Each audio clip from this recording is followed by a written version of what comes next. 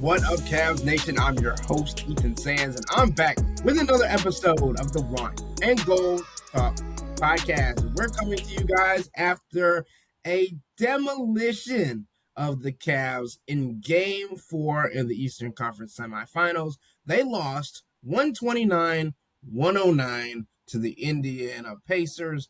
And Chris, you're in Indiana. And I know that Gamebridge Fieldhouse was rocking at an all-time high because Indiana won a wire-to-wire and had a lead at one point of 44. The Cavs made 8 field goals in the first half. 8. 5 of them were triples.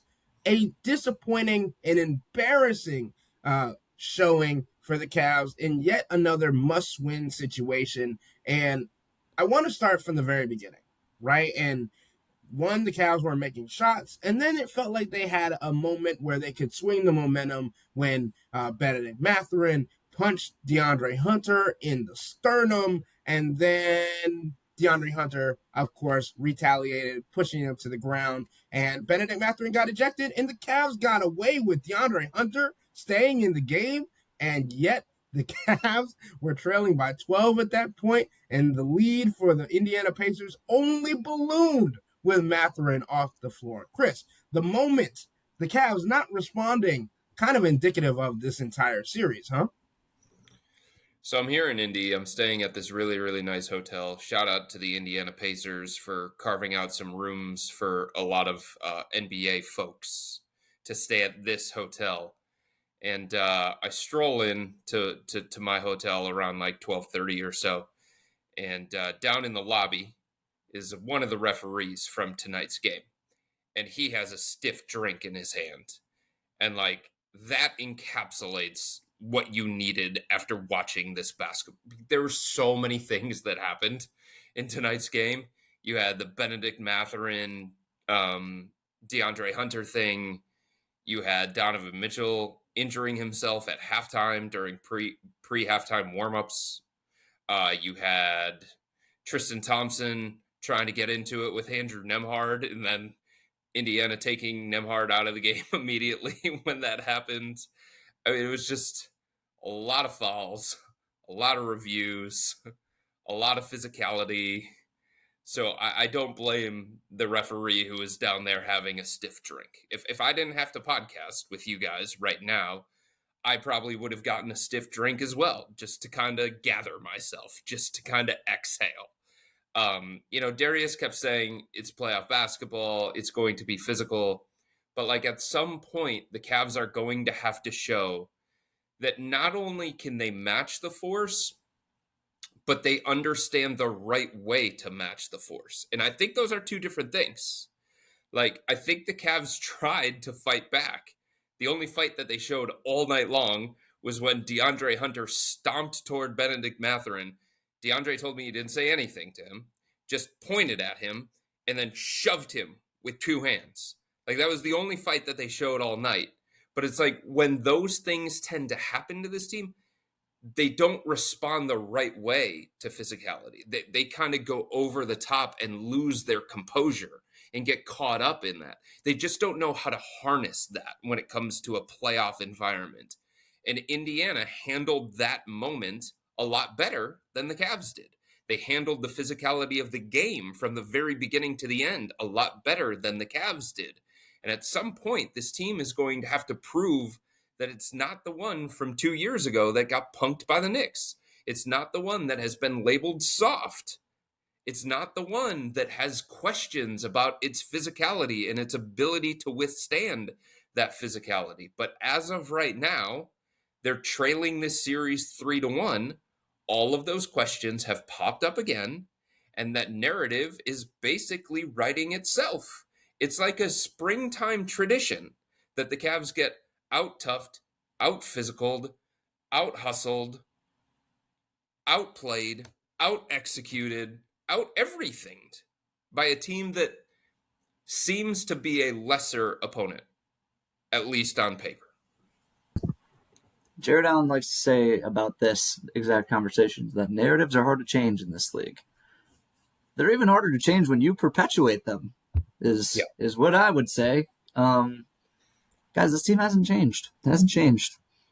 I watched them tonight. I see the team in Orlando on the road last year. I see the DeAndre Hunter, Benedict Mathurin thing. I think of Darius Garland, Jalen Suggs, chest to chest, and how the Orlando Magic absolutely dominated that game from that point forward. I'm thinking of I was thinking today about the Pistons game earlier this year where Jared Allen absolutely tattooed, I believe it was Asar Thompson, and they almost blow the game, and Darius Garland has to save them with a half court game winner. And that becomes the story, and it's like, but wait, what happened over here? That part where you guys almost blew the game? Right. We sure we should be talking more about that? Oh well. The collective we got fooled by Miami. We all had so much respect for Heat culture. I still do. Still love Eric Spoelstra. Still love Bam Adebayo. But that was a 37-win team. Right. That's the reality of the situation. The playoffs started in this round for the Cavs, and what about this series suggests to anybody that the Cavs are closer to the 64-win juggernaut version of themselves than the team we've been seeing the last couple of years? What about it? I don't see it. I don't see it at all. I mean, like, Steve Kerr there's a famous Steve Kerr quote about saying, like, you play basketball and that says a lot about you as a person. It can tell a lot about a person by the way they play basketball. Mm-hmm.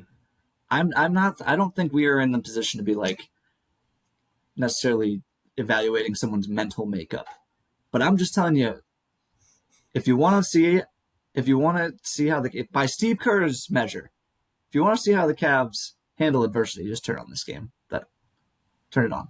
They'll tell you everything you need to know. Because we're making some comparisons there, trying to figure out how to shape how we can picture this game or put this into perspective. I don't know how many post-game press conferences or interviews Kenny Atkinson has done this season that have been below 10 minutes. His interview tonight was 4.5 minutes long. That's it. Many of us weren't there. Right. Yeah. Unfortunately, because the seating in Gainbridge Fieldhouse is up there. It's in the mezzanine level, and there is one elevator up and one elevator down that the media uses and every single employee uses. So as soon as the game goes final, everybody is rushing to that elevator, and you can fit maybe 8 people in there. That's it at a time. So the line for the elevator was like as long as the line outside the concert that was here in Indiana yesterday. It was some country singer who sings a song called Pretty Little Poison or something like that. I don't know. There are a lot of cowboy hats and cowboy boots in my hotel yesterday. It was wonderful. But that's how long that line was. So many of us who would have asked questions did not make it down there in time. And because the Cavs were flying out and because the game was effectively over at halftime, Kenny got to the podium very, very quickly, more rapidly than usual. So there's certainly some context around his post-game session with the reporters going as quickly as it did. But yeah, I mean, I think at some point there's not a lot to say about this one. Like, how much can you say over and over and over again? We did not meet their force. They brought the physicality from the very beginning, and we didn't respond to the level that we needed to. Kenny also said something, guys, that there wasn't too much tactically in this game. I think there was, and I think that played a part in 80-39 at halftime, before Donovan Mitchell got hurt, before the Cavs basically raised the white flag at the start of the fourth quarter. Indiana did some smart things. They figured out the zone. In their first 4 possessions against the Cavs zone, the Cavs went to their zone, by the way, 90 seconds into this game. They tried that zone.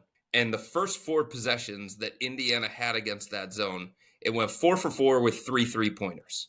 So they figured that out. They were more prepared for it. They kept screening Evan Mobley and then rolling that guy down the lane. So that was a nice little wrinkle that they did offensively to kind of counter what it was that the Cavs did that flummoxed them in the second quarter. Because if you think back to game 3, like the only quarter that wasn't close was the second quarter, when the Cavs went to that zone and completely blew the game open. The rest of the quarters were played within a couple of points. But the second quarter, the zone changed everything and allowed the Cavs to create that distance and forced Indiana to play from behind. But they figured out the zone. They had really, really good counters to that zone. And the other thing that they did is they just obliterated every single small player in the post. They took advantage of those mismatches. They looked for those mismatches in a way that they were not disciplined enough to do in game 3, certainly. Pascal Siakam worked in the post against Max Strus and bullied him. Obi Toppin against Darius Garland. Miles Turner against Max Strus. So every time there was a switch with one of the Cavs' smaller players on one of Indiana's front court players, they took advantage of that. They exploited that. They looked for those opportunities. So I definitely think there were some tactical things that Indy did from game 3 to game 4 that went beyond just the other stuff that we've already talked about, that were really, really smart and contributed to them scoring 80 freaking points in the first half against the Cavs defense. I think that was the biggest change from over the course of this series, is how productive they were in the paint in today's game. Like in the first half, I think it was, they were up 30-6 in paint points, and the Cavs have had the advantage on that side of the court for a majority of this series, and yet it felt like the Pacers, whether you want to say it was the shooting, whether you want to say it was how the Cavs couldn't make a shot, they weren't getting the looks to get those opportunities. And then on the other end, the Pacers were just, as Chris said, obliterating them in the painted area, especially because they were trying to get those switches. And it wasn't switches at the point of attack. It was switches in the paint.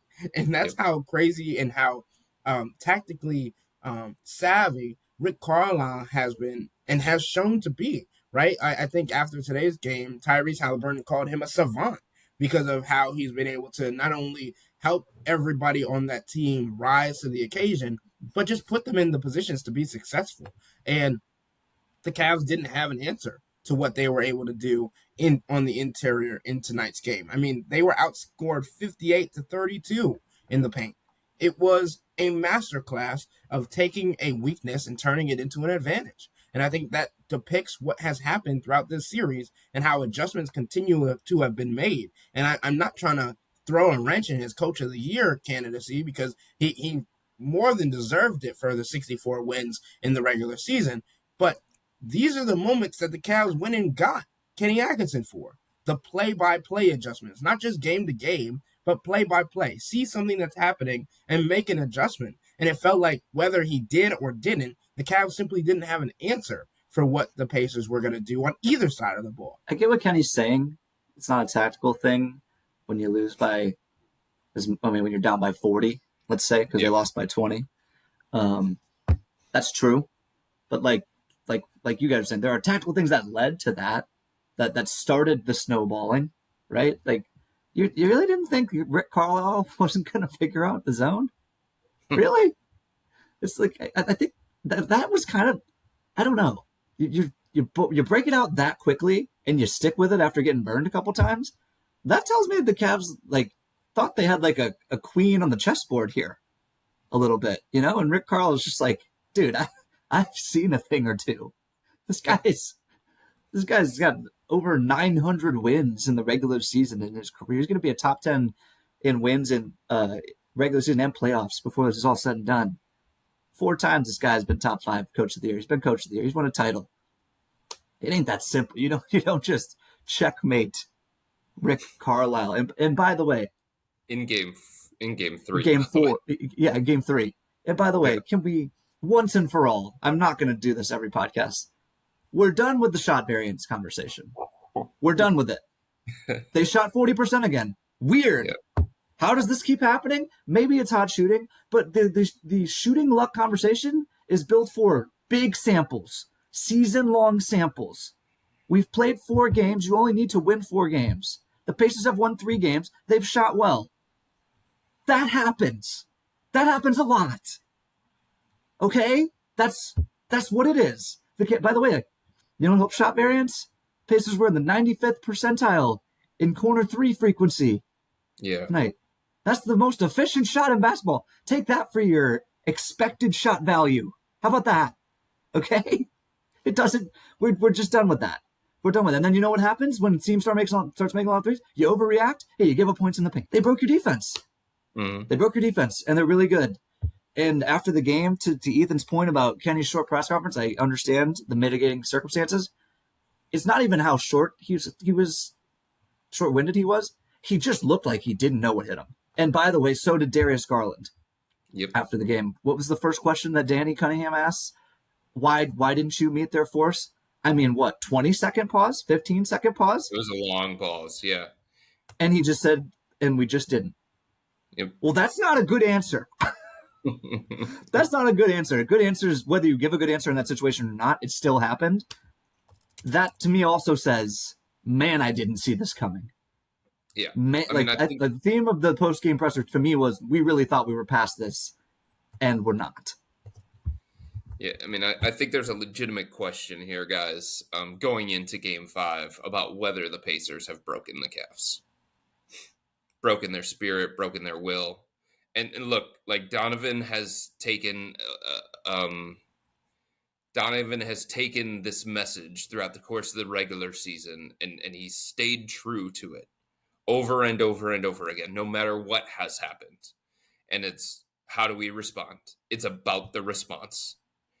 And, I mean, we're going to find out a lot about the Cavs when it comes to Game 5, how they respond, whether it's prosperity, adversity. Donovan has always been about the response. It's always about the response. But it's like, you know, going into Game 3, like it was easier for them in some ways to respond to what happened in Game 2, as difficult as it was to process, as emotional of an ending as that was, as much as that stung a lot of those guys. Like, it was easier to respond because there was a belief in the 24 hours before Game 3 that they were going to get their guys back. At least it was trending in the direction of having DeAndre, having Evan, having Darius. So what they could say to themselves was, all right, we're down 0-2. But you know what? When Game 3 rolls around, we're going to be closer to the team that won 64 games. We're going to be closer to the team that vaulted up the conference standings in the East. We're going to be closer to the team that was top 10 in both offense and defense, because we're going to be whole again.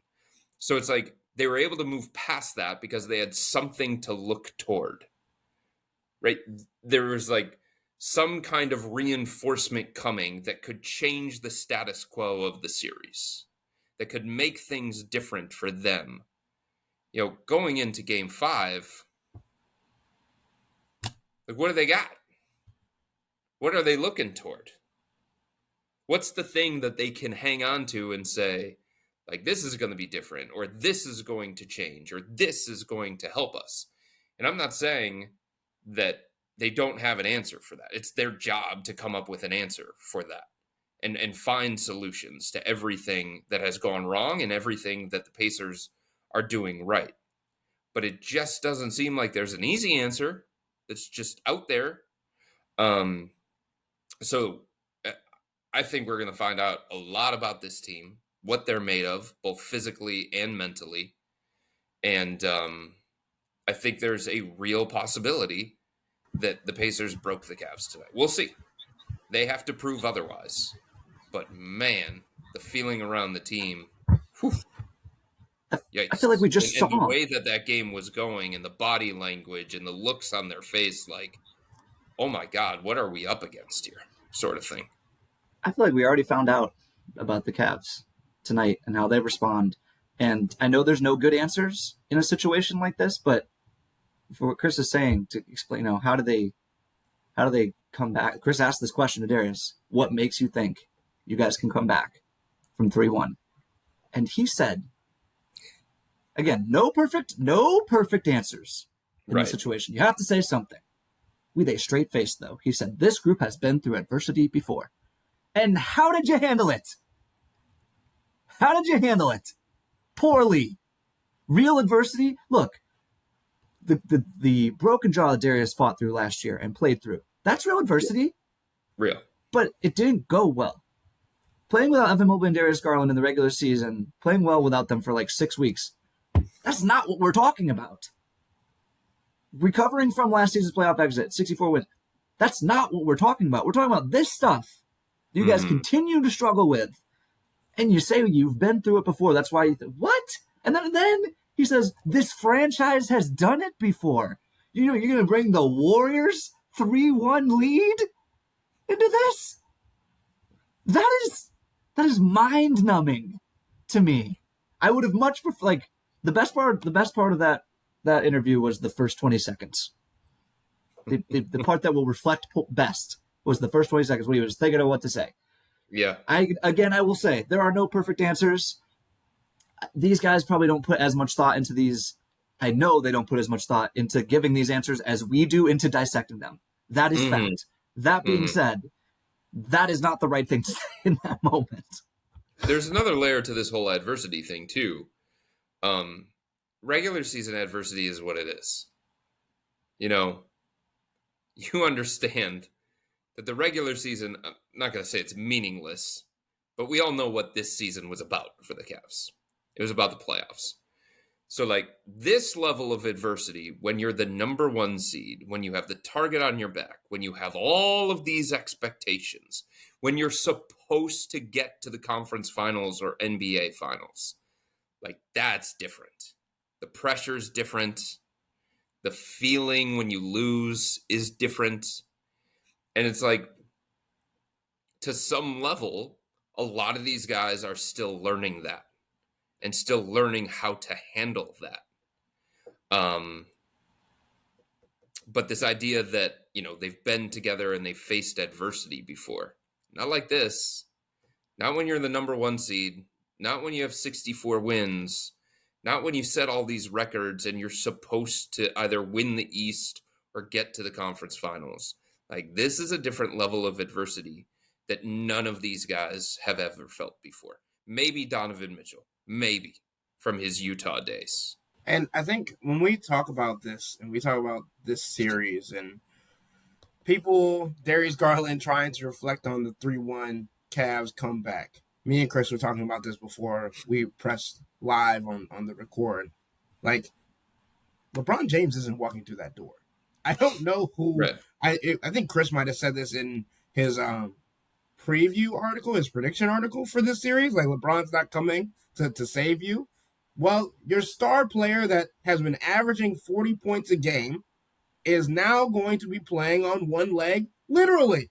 He had already been playing on one leg. He had a calf strain that he was dealing with, but he could not fight through an ankle injury that happened who knows when, maybe exactly at halftime when he was going through warm-ups. Could it have been retroactive to something in the first half? Hell, maybe something earlier in the series, right? But Donovan Mitchell has to go get an MRI tomorrow, right? Chris, the situation is looking very bleak for the Cavs as they return home for Game 5 at trailing 3-1 in a series. What can you tell us about Donovan Mitchell's injury? And we know that you talked to him after the game. What did he say? I did talk to him after the game. It was very, very brief. It was clear that he didn't want to give a whole lot of information. It was very similar to when I tried to talk to him going into one of the games earlier in this series when it felt like he was kind of dragging his leg and he was less than 100%. And he just gave me that wry smile and he patted me on the shoulder. But I said, you have to understand, tonight more people are wondering about this because there wasn't a play that anybody saw throughout the course of the game that led to this. It's you came out of the locker room, you went through your warm-up at halftime, and you grabbed toward your ankle and you were hunched over and then the training staff was looking at you, and then you exited back to the locker room, and then you didn't start the second half, and then you were ruled doubtful the rest of the way. He was like, I know you guys have a job to do. So it was myself and Joe Varden. It was right outside the Cavs locker room, right before Donovan started walking out of the arena with his dad. I want to make sure that I have this right. It's on my phone. He said, I will be good for Tuesday. You know me. I will see you Tuesday. And I kind of pressed on him and I said, hey, like, did it happen in the first half? Was there a play that you remember where it happened? Or did it just happen during your warm-up at halftime? And he said, I will see you Tuesday. And then we asked him about the MRI, said, hey, Kenny told us that you're getting an MRI tomorrow. What's that about? And he said, basically, that it's all out of precaution, and it's to make sure that he is good. So he doesn't seem worried about this, and he was not wearing a boot. He was not on crutches. He didn't look like he had that much of a limp. I looked down and he was wearing the normal shoes that he would wear to walk out of a game. It's not like he was wearing some kind of slides or moccasins or something to kind of like take pressure off of his ankle. Everything seemed to be relatively normal for him when we talked to him after the game and when he was walking out of the arena. But I will caution everybody that Eastern Conference semifinals last year, following Game 3 in Cleveland, I talked to Donovan, the same kind of setting, hallway, as he was leaving an arena, and he said that he thought he was going to be good. And he wasn't, because it was a calf thing. Now, calf and ankle, a little bit different.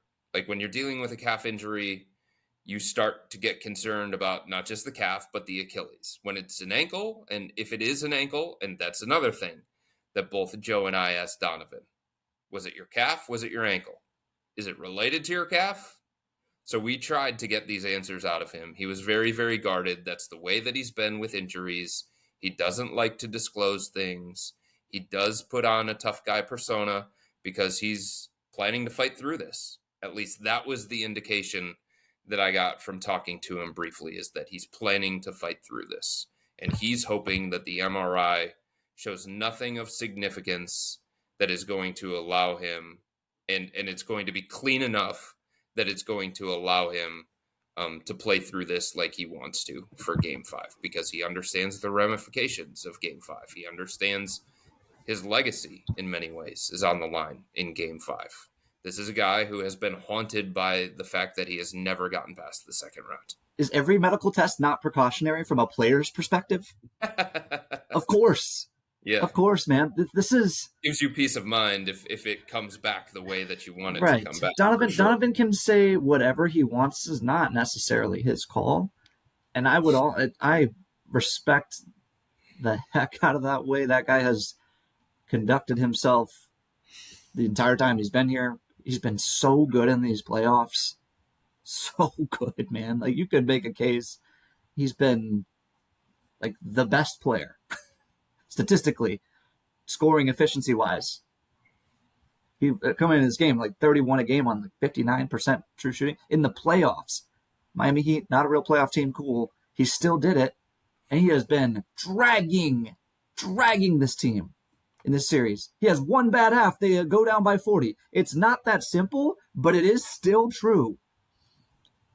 But I would just caution him, given the other conversation we're having here. What are you fighting for right now? What are you fighting for? I think that I know it won't factor into his decision, but like, before I'm willing to, if there's any risk that playing Tuesday could result in something very bad, I'm not even going to put anything out in the ether, I would at the very least do a gut check of the locker room before I make that decision.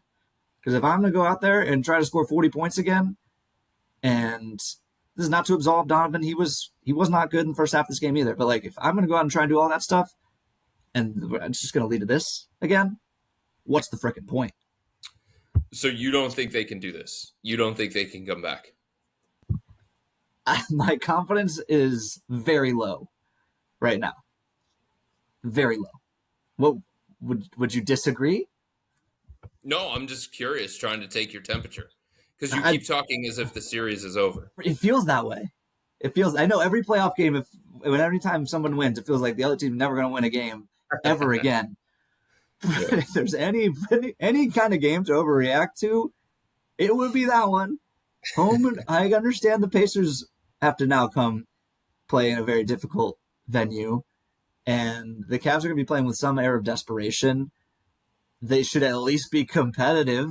That's a low bar to clear in this game. But man, given what if we're talking about how the Pacers may have broken the Cavs, what if the Pacers just start well in the first quarter? I have questions. Guys, we've seen this story before, and it's been an unfortunate one. We've talked about it 2 years ago with the Knicks, but I'm more so focused on like this season was supposed to be different. Like looking back 2 years ago, looking back last year, the Orlando Magic series, having to push that to 7 games. Then you get to Boston and you realize what you're missing, all these things. And then you come and you hire a new coach and you figure out the offense and get it to that modern era that you wanted it to be at. And you set up this plan so you have all these guys being rested and healthy and ready to go with the playoffs in mind. And then you sweep the Miami Heat. Buy it, it is still the Miami Heat. You're on the right path. You're doing great.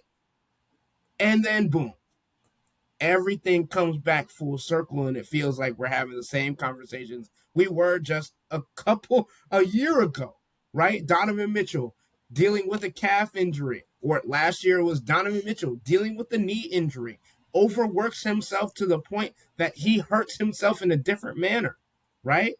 It's not fun to continue to have these conversations and see that Donovan Mitchell is at the forefront of all of them, right? Donovan Mitchell last year, knee turned into a calf. Didn't want to hurt his Achilles, so sat out the last 2 games of the season.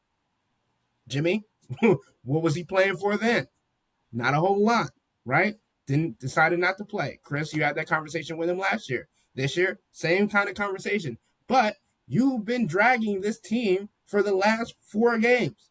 It wasn't like, oh, it's been close. It's been, oh, we are going to be haunted by game 2 because we could have won that game, and yet we didn't have the effort. We didn't have the gas in the tank. We were not able to pull that game out. Then you go and win game 3, so you feel like you could have a lead in the series rather than being down 2-1. And now you lose in one of the worst games that we've seen in Cavs playoff history in a very long time, 3-1 down, and now we're having conversations about the team savior that you thought you were separating yourself from in the legacy and the history of this team.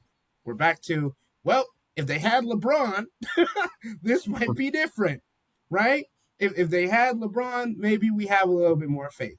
But again, going back to my point, Donovan Mitchell is the leader of this team. Donovan Mitchell is the quote-unquote new savior. And you're expecting him to play with a group of guys that obviously Darius Garland is fighting through a lot. DeAndre Hunter played through his thumb injury. Evan Mobley did not look great today and was doing his thing, trying to showcase that he could still play on that ankle. But Donovan's playing with guys that I don't know if there's a whole lot of confidence there right now. And Kenny Atkinson keeps talking about the physicality and the force and all these things. That's not going to change, especially when Indiana knows that they're going back to Rocket Arena and they might have to be more physical. Darius Garland kind of complained about how the physicality wasn't evened out. In that moment that I talked about earlier with Benedict Mathurin and DeAndre Hunter, Darius said that the physicality on the Cavs and decreased after that, not increased. The Pacers were able to use that moment as leverage. We're able to use that moment as a platform to get to the next level of physicality and intensity and take over. The Cavs have not shown me that they are willing to live up to the moment or capable of living up to the moment when it presents themselves, because game 2, you have it a minute left. You should have won that game. Game 3, you come back, you get the guys back, you win. Game 4, hey, we have the same guys. We're down by 41 at halftime. I just don't know if you can look these guys in the face and without trying to make a joke. And I think there was a couple of times on the sideline where Darius Garland was like talking to Evan Mobley, and Evan was simply just shaking his head, and Darius is like trying to crack a smile. Like, there's obvious things going on here that we understand at the basic level is frustration. But the Cavs are going to be a second apron team next year, and they can't even make a whole lot of moves. So what is the answer? Sure they can. Well, there are significant moves that they can make, and they probably will make in the offseason if this doesn't go the way that everybody wants it to go. But that's for a different podcast, because the series isn't over. Like, I know that the emotions of this one and the lopsided nature of this one makes it feel like it is over. And there are a lot of things that Indiana has done in the first 4 games that are significantly better than the Cavs. And the Cavs have their hands full to try and figure out all of those things going into game 5. But they're still the more talented team. Don't we agree with that? Yes. Okay? Yes. And they've got 2 of the next 3 at home. And they are a great home team. Even though they lost 2 at home. Yeah. I mean, we understand the circumstances surrounding that. They weren't whole. They didn't have Darius. They were missing DeAndre. They were missing Evan. And look, I don't know if they can do this. I don't know. I have my doubts too. But 2 of the next 3 at home, the more talented team, a team with Donovan Mitchell, we have seen him be so difficult for Indiana to deal with throughout the course of this series before tonight. The Cavs really haven't had a great shooting game, the kinds of shooting games that they had for a majority of the regular season, the kind that they were able to have against Miami. So I think there's a pathway. Obviously, it's going to be difficult. Obviously, a lot of things have to go their way. But when you're the more talented team and you've got 2 of the next 3 at home, it doesn't feel as daunting. I mean, this was the first game this series where the Cavs shot above 30% from deep in the game. Yeah. The Cavs shot 40%. They wasted it. Yeah. They wasted the 40% from 3-point range on this one. 14 Just of 35. save that for game 5. I mean, yeah, I think you're going to need it. And obviously, we're not having the shot variance conversation because Jimmy thinks it's moot at this point. But I believe the Pacers are shooting around There is 5. There's a distinct possibility that we have a very large shot variance conversation at the end of this series. In which case, I just have to hand it to the I'll call them the nerds. I'll hand it to the nerds at that point. There will be a big mea culpa from me about shot variance if the Cavs come back and win this series. I promise you that. The Pacers are shooting around 4.5-5% better than they were in the regular season from deep throughout this series. And Jimmy's absolutely right with his point that that's over a much larger sample size. This is a smaller sample size, but it just feels like the Cavs can't find an answer for this Pacers offense. And the one game where they won and it felt like they played the best game that they had was because their defense was phenomenal. And again, we come back to the point, Rick Carlisle has figured them out. Rick Carlisle is putting his guys in position. And to me, if you've lost 2 games at home already, and Donovan Mitchell after I believe it was either game 1 or game 2 was like, well, we've already lost home court. So yeah. we just got to go out and win all of the games that we can, because the series doesn't start until the opposing team wins on the road, and they've already done that. So I'm not necessarily saying that the Rocket Arena crowd isn't going to be fired up, but I think it's a situation where, as Jimmy was saying, if Indy gets out to an early run, I think that arena is going to be real quiet because they understand that the season's going to be on the verge of ending. And Oh, yeah, there's nobody's going to be cheering for that. tension. There's going to be anxiety. There's no doubt about that. There's also going to be a lot of passion and fire. And if the Cavs play well at the beginning of the game, then it becomes a dungeon.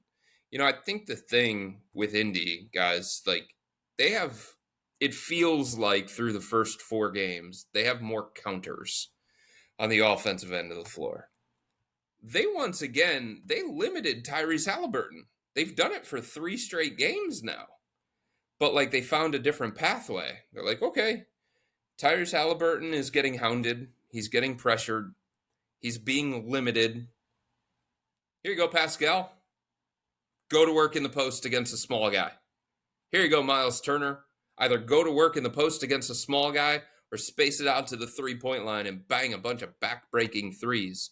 Obi Toppin was really good coming off the bench, and he kept exploiting mismatches as well.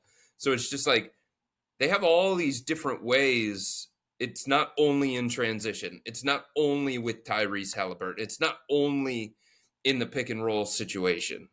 It just feels like through the first 4 games, they've got more counters on the offensive end of the floor, and they've got more consistent sources of offense than the Cavs do.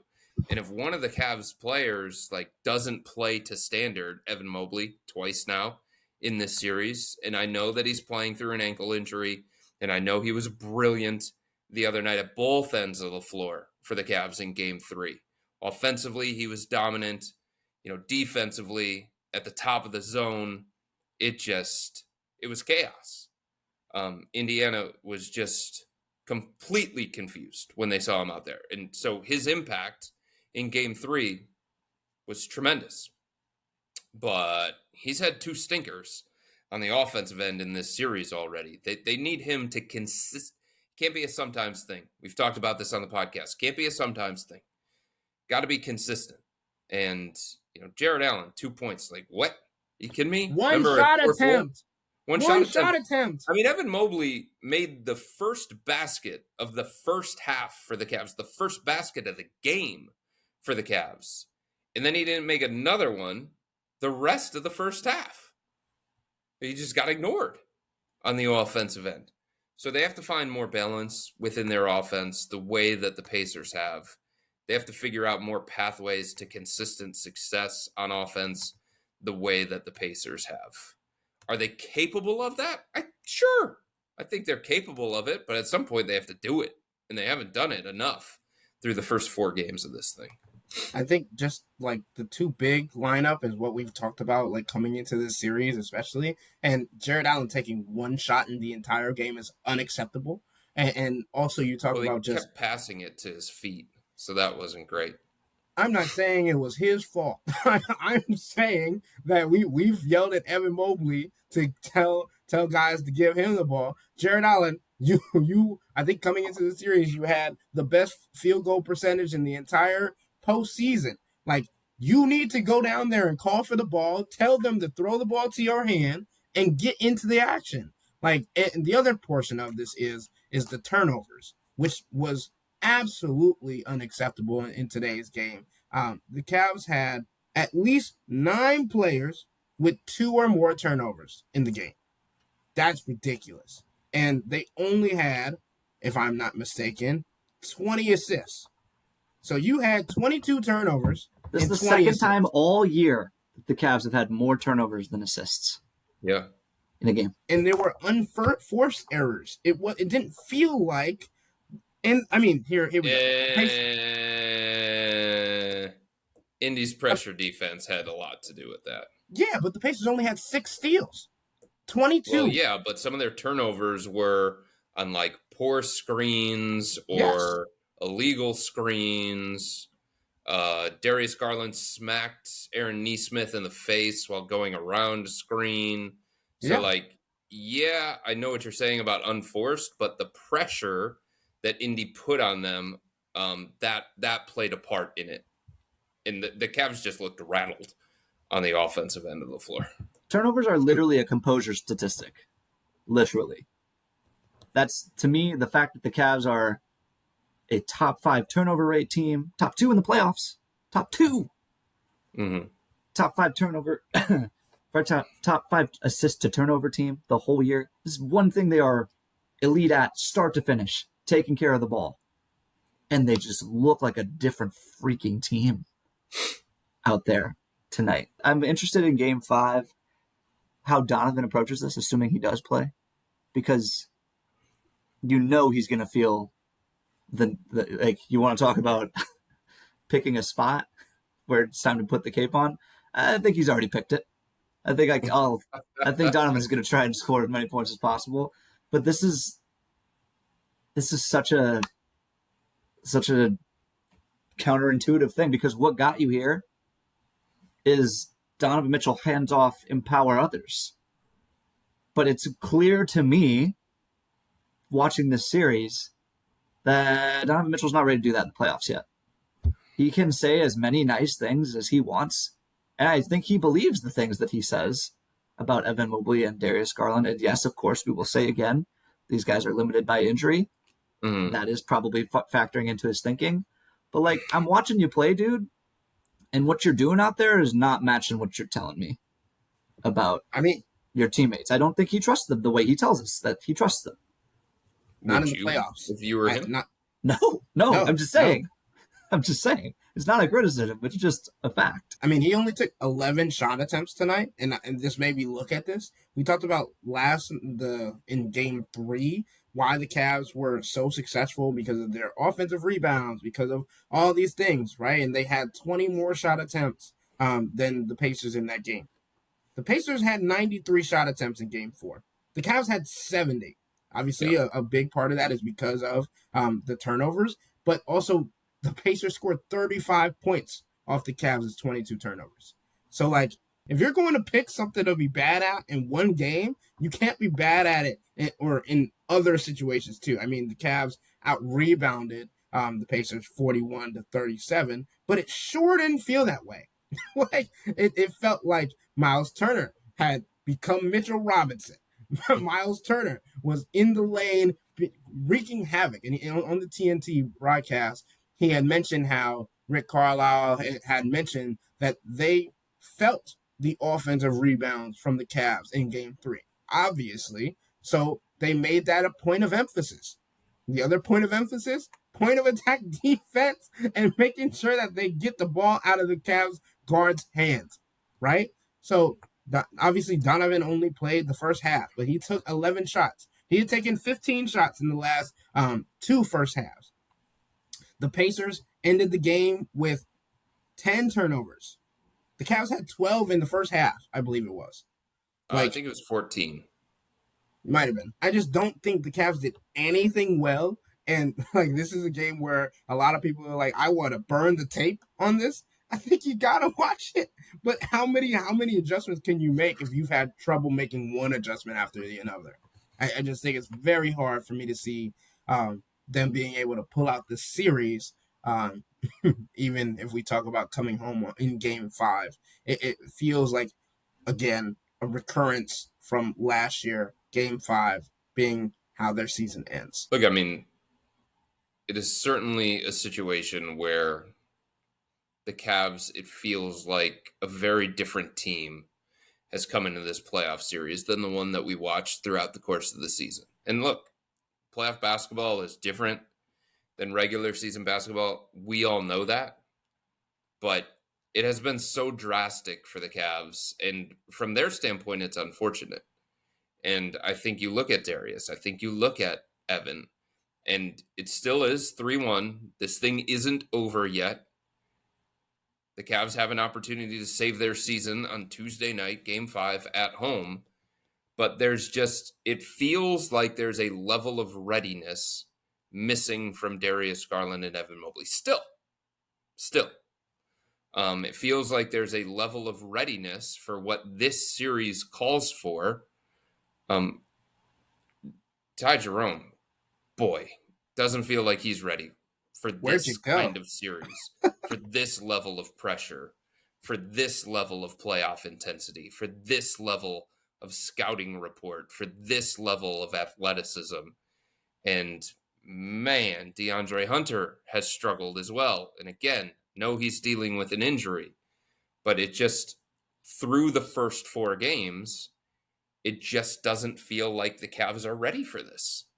It doesn't feel like they're ready to get to the NBA Finals, to get to the conference finals. And I don't know how you remedy that. Obviously, experience is going to help. Going through these things is going to help.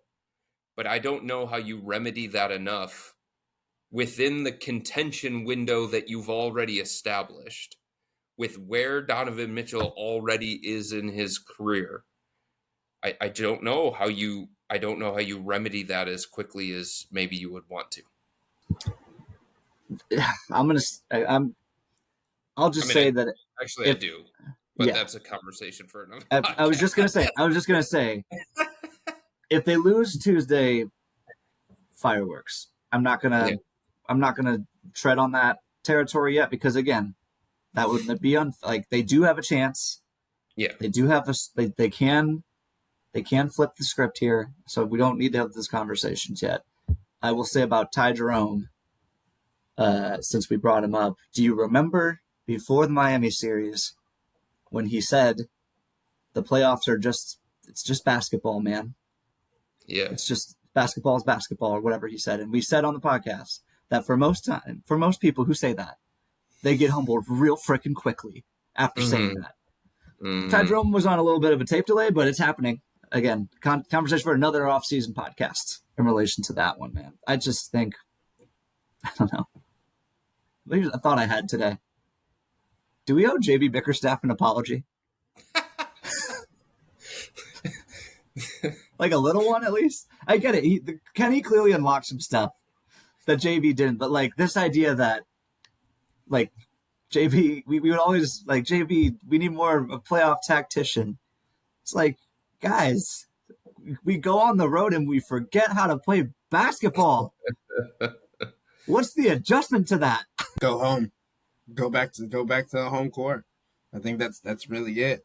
And Chris, I think you alluded to it a little bit with Evan Mobley, and I'm gonna end on this point. Game 3 was the indication that the Cavs are going to go as Evan Mobley goes. You are as good as he is going to make you, because Donovan in the first 2 games had 40 points, right? Had great outcomes. Didn't matter. Evan Mobley was able to help alleviate some of the stuff that he couldn't do defensively, offensively, adding another scoring punch, right? And that was a conversation that we had at the beginning of the season. I think it was Jason Lloyd asked at the very beginning press conference with Kenny Atkinson, can this team win with Donovan Mitchell being the best player? And Kenny Atkinson said, it doesn't have to be Donovan. It can be Evan. It can be Donovan. It can be someone else. But like, I think there is a realization that is hitting not only the team, but the organization, that if Evan Mobley does not make a jump onto the playoff stage, as we've seen him do, but consistently, and Jimmy, you said this on multiple occasions, superstars, the biggest thing is consistency. Doing it night in and night out on the biggest stage on every single night that you have. And Evan hasn't done that yet, but the Cavs need him to do that, especially with pending moves in the offseason. We can also just admit that Evan Mobley is not ready to be the best player in this franchise. And that's okay. Yeah. He doesn't have to be. Donovan Mitchell is. Donovan Mitchell has been. Donovan Mitchell's been great for the Cavs. But, like, what do we talk about going into this series? One of the topics that we had on this podcast. All right, Donovan Mitchell's the best player in the series. Who's the second best? I got news for you. Through the first 4 games of this thing, it most certainly is not Evan Mobley. He missed 1, played hurt through 2, but it most certainly is not Evan Mobley. And then we talked about, okay, well, you know, if Evan is number 2, then who's number 3? Well, that most certainly is not a member of the Cavs either. And a member of the Cavs is not the 4th best player in the series or the 5th best player. Like, it has been slanted, with the exception of the Donovan. It has been slanted significantly toward Indiana. And that's a credit to them. It's also a reflection on how poorly some of the Cavs players have played through the first 4 games. but it's a credit to Indiana. Like, their dudes have stepped up. They were ready for the moment. They were ready for the mission. Like I said, Top Gun Maverick, the parameters of this mission call for something different. And their guys were ready for it. Siakam, Nembhard, Aaron Nesmith can write a book on how to navigate screens.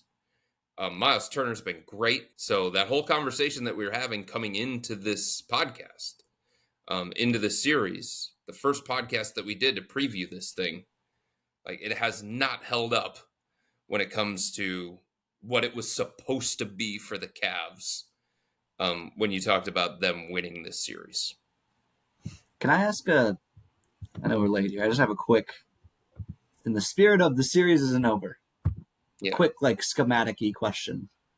So one takeaway from tonight can be that the two big lineup is cooked, and it's time for Kenny to start going small. That can be a take that you have. I don't know that. Again, we talked about it. We talked about it after Game 3.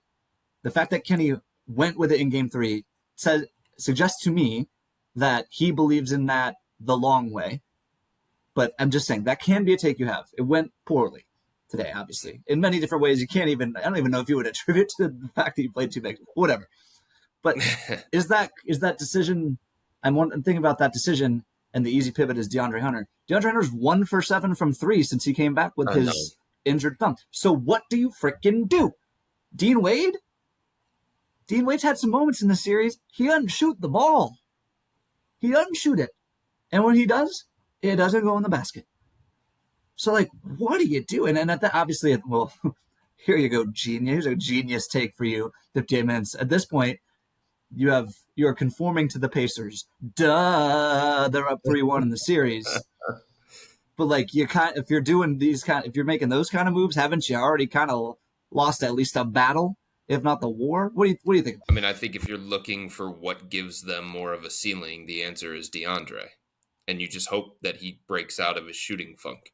You hope that he gets more comfortable playing through this injury. You hope that other things that he does on the court will be valuable enough. Because, I mean, if you're going to downsize, it's not Isaac. It's not Dean, I don't think. Based on the way that the first 4 games have gone, like, I would still have more belief in DeAndre getting out of his funk and making an impact and providing the kind of things that the Cavs traded for. Give him an opportunity to do that. If he can, he can't. But that would be the way that I would go. That's what I would consider. And again, like, we might be in a situation where you just try to find, based on what's in front of you and what you've seen through the first 4 games, you just try to find the best of the bad options available to you. I wouldn't say that any of those options are great. I'm not sitting here pounding the table for DeAndre because he's been so great. He's been so effective. Like, even some little things. I mean, he got pushed around underneath the basket at various points tonight. He lost rebounding battles, 50-50 battles. He had to foul to keep guys off the glass, too.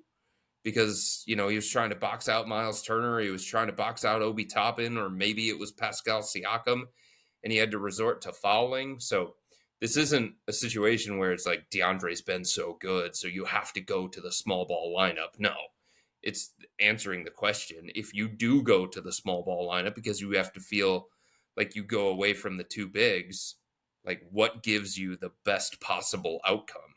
And I still think DeAndre at his best, if he can get to that, or good DeAndre, gives you that best possible outcome more than any other option that the Cavs have at this point. All righty. Well, we've reached the hour mark of this podcast, and I think it's about time to wrap it up. So, with all that being said, that'll wrap up another episode of the Wine and Gold Talk podcast. But remember to become a Cavs Insider and interact with Chris, me, and Jimmy by subscribing to Subtexts. You can bet if the Cavs season ends on Tuesday, that next podcast following that game will definitely have a whole lot of responses and questions from our subtexters. So, to send in your questions, to get your questions answered, sign up for a 14-day free trial or visit cleveland.com/Cavs and click on the blue bar at the top of the page. If you don't like it, that's fine. All you have to do is text the word STOP. It's easy, but we can tell you that the people who sign up stick around because this is the best way to get insider coverage on the Cavs from me, Chris, and Jimmy. This isn't just our podcast, it's your podcast. And the only way to have your voice heard is through subtext. Y'all be safe. We out.